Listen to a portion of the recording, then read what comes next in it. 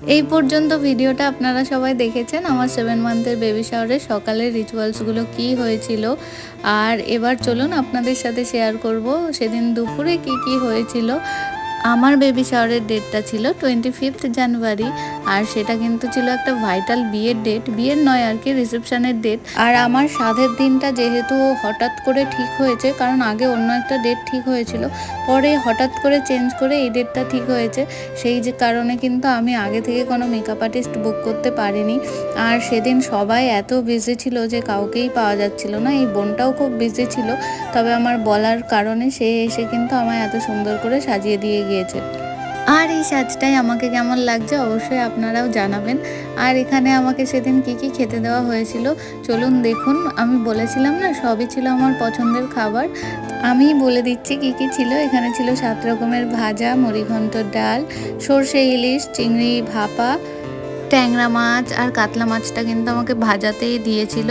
আর ছিল চাটনি, পাঁপড়, পায়েস, আর 7 রকমের মিষ্টি, 7 রকমের ফল, চকলেট, ভাজা, এগুলো তো ছিলই। তারপর এখানে একে একে সবাই চলে এসেছিল, আমার বাড়ির ওখানে সবাই, শ্বশুর বাড়ির এখানে সবাই, আমার বান্ধবীরা সবাই এসেছিল। আর আমার কিন্তু বেশ ভালো লাগছিল। সবার মাঝেও আমার কিছু কাছের মানুষরা ছিল যারা কোনো কারণের জন্য আসতে পারেনি, তো তারা আসলে আরও ভালো লাগতো। কি আর করা যাবে, সামনের কোনো অনুষ্ঠানে তারা থাকবে। ওই যে বলেছিলাম না আমার সাধের ডেটটা হঠাৎ করে ঠিক হয়েছে, তাই জন্য এখানে দেখুন আমি কিন্তু স্যাশেটাও মম টু বি পাইনি, এখানে লেখা ছিল বেবি শাওয়ার। আর অনলাইনে অর্ডার করার মতন সময়ও ছিল না, তাই জন্য এই বেবি শাওয়ার লেখা স্যাশেটাই আমাদের নিতে হয়েছে। আমরা এখানে অনেক জায়গায় খুঁজেছিলাম কিন্তু কোথাও পাইনি। আর একটা মজার বিষয় হলো এই যে কেকটা রয়েছে, এটা কিন্তু সেদিন আমাদের কেটে ওঠার সময় হয়নি আর কি। আমার স্বাদের ঠিক 2 দিন পরে আমি এই কেকটা কেটেছি, তাও একা একা, ওনার তো সময়ই হয়নি। আর বলুন তো এরকম ভাইটাল জিনিসগুলো আপনারা কেউ কি মিস করে যান? কিন্তু দেখুন আমরা এসব মিস করে যাই। এদিকে আমি আমার বান্ধবীর সাথে ছবি তুলে নিচ্ছিলাম, ওদিকে দেখছি পাপারাও চলে এসেছে। আর এদিকে আমাকে তখন বলা হলো যে এবার খাওয়া শুরু করে দিতে, কারণ খেতেও তো সময় লাগবে। অনেকটা খাওয়া হয়ে যাওয়ার পর আমার এক বান্ধবী এসে আমায় বলল ছোট ছোট হা করে খেতে, বেশি বড় হা করে খেলে নাকি বেবিরও গাল বড় হয়ে যাবে। কিন্তু অলরেডি তখন আমার অনেকটা খাওয়া হয়ে গেছে, আমি যেরকম খাই নর্মালি সেরকমই খেয়েছিলাম, না ছোট করে না বড় করে, এটা আমি নর্মালি যেরকম খাই বাড়িতে সেরকমই খাচ্ছিলাম আর কি। আগে বললে হয়তো একটু ছোট করেই খেতাম, জানি না এগুলো সত্যি হয় কি না, কিন্তু সত্যি বলতে প্রেগন্যান্সিতে আসার পর আমাকে যে যা বলেছে আমি সব কিছু কিন্তু মেনেছি। এই সময়টা এমন একটা সময়, অন্য সময় আমরা হয়তো বলি এসব কিছু হয় না, এরকম মানিও না সেরকমভাবে। এই সময়টাই মনে হয় না সব কিছু আমি মানবো, সব কিছু আমি সুন্দরভাবে মেনেওছি।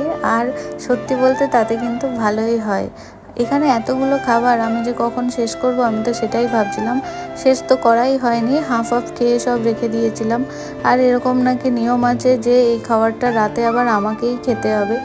তারপর এখানে দেখুন উনি একটু সময় বের করে এসেছেন আমাকে খাইয়ে দেওয়ার জন্য। আর এই যে এইটুকু সময় বের করে এই যে এসেছে এটাই অনেক, কারণ ও সব দিকে দেখাশোনা করতে হচ্ছিল, সময় পাচ্ছিল না আমার সাথে এসে ভিডিও করার বা খাইয়ে দেওয়ার। আর যাই হোক এখানে কিন্তু আমি ওনাকে ডিরেকশান দিয়ে দিচ্ছিলাম, এটা দেবে না ওটা দেবে। আমি অলরেডি অনেকটা খেয়ে ফেলেছি, তাই জন্য আমি বলছিলাম যে একটু কম কম দিতে, তো দেখলাম যে না ওই ঠিক দিচ্ছিল।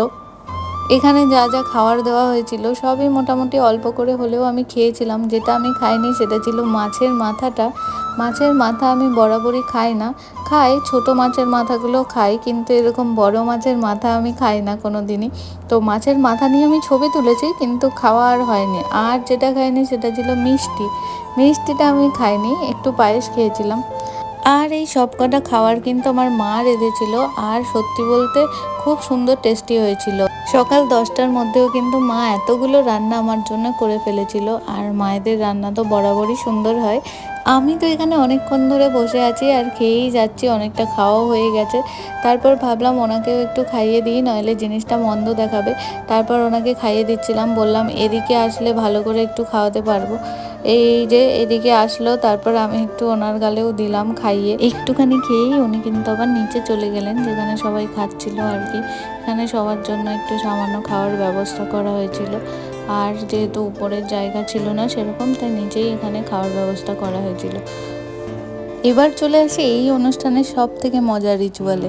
এইটা দেখতে আমার বেশ ভারী লাগে, এতদিন আমি সবারটা দেখে এসেছি, আজকে আমি এটা নিজে করব, এটা ভেবেই আমার খুব এক্সাইটেড লাগছিল। কিন্তু একটা দুঃখের বিষয় হলো, এটা যখন আমি করতে যাব তখন কারেন্ট অফ হয়ে গেছিলো, ওই জন্য লাইটটা ঠিকঠাক পাওয়া যায়নি বলে এটা এরকম কালো কালো এসছে ভিডিওটা। আর কি করা যাবে, এখানে কয়েকটা ক্যামেরাম্যান দাদারা ছবি তুলে দিয়েছিল, ভিডিওটা নিতে পারেনি। লোডশেডিং হয়ে যাওয়ার কারণে ওরা ওদের ছাতা লাইট লাগাতে পারেনি, আর ছাতা লাইট না লাগালে ওদের ক্যামেরা এরকম কালো কালোই আসে। তো যাই হোক, এখানে প্রথমেই কিন্তু আমি নোড়া তুলে নিয়েছিলাম, আর তারপরে এটার মধ্যে ছিল প্রদীপ, তো দুটোই খুলে তুলে নিলাম। আর আমার মতো আপনারাও নিশ্চয়ই জানেন, নোড়া তুললে নাকি ছেলে হয় আর প্রদীপ তুললে নাকি মেয়ে হয়, কিন্তু এসব কিন্তু এখন আর খাটে না। যেটাই তুলুক না কেন, ভগবান যেটা দিয়ে রেখেছে সেটাই হবে, এটাই হলো আসল কথা। ভগবানের কাছে আমাদের একটাই উইশ ছিল, ছেলে বা মেয়ে যেই আসুক না কেন সুস্থভাবে এই পৃথিবীতে আসুক, এটাই চেয়েছিলাম। এরপর আমাদের কিছু ফটোশ্যুট ছিল, তাই আমরা নিচে চলে এসেছিলাম। তবে লাইটটা তখন একদম কমে গেছিলো, আমরা যেহেতু আগে সময় পাইনি, তখন প্রায় অন্ধকার অন্ধকার হয়ে আসছিল, আর তখন ভিডিওগুলো একদম কালো কালো এসেছে।